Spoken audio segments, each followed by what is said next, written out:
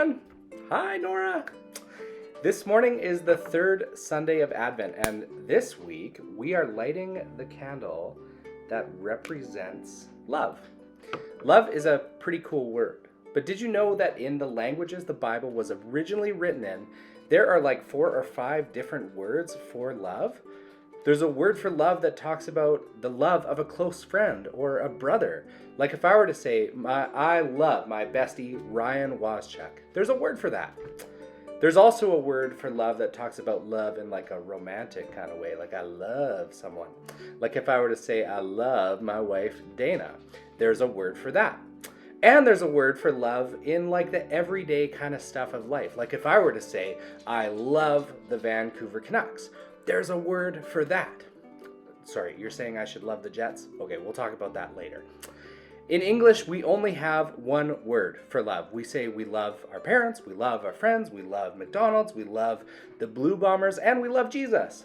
One word, so many different meanings. In John chapter 3, verse 16, we have these famous verses which talk about God's love for us. It says, "For God loved the world in this way.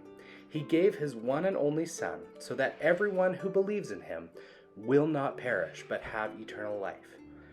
In these verses, there's a word here used for love. It's the word agape. Can you say that with me? Let's all try it. 1, 2, 3, agape. It's kind of like if there's a gap in the road somewhere in Canada, you can say, there's a gap, eh? Sorry for that lame dad joke. I know that's painful.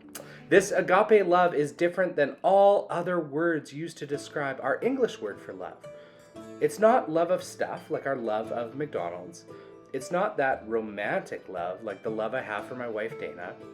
It's not even brotherly love like the love I have for my friends.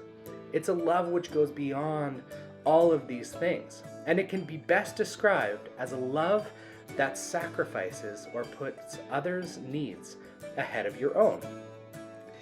This is what Jesus showed us consistently through his life. From the moment he showed up on Christmas Day in a manger in Bethlehem, to the moments he died on the cross as a sacrifice for our sin, to his resurrection, to today, Jesus showed us how to love with an agape love for each other that goes beyond the kind of love we're normally used to.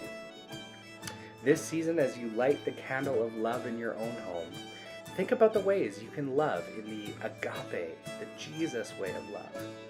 Maybe it means you let a sibling open up a present before you. Maybe it means you give that last bit of eggnog to your dad. Good call. Maybe it means you take some money from your piggy bank and you give to someone in need.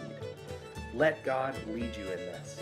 And when we do this, when we practice agape love, we actually share the same love Jesus shared with us to the people around us. Thanks for letting me join you guys. I love you all. Have a wonderful morning. Bye.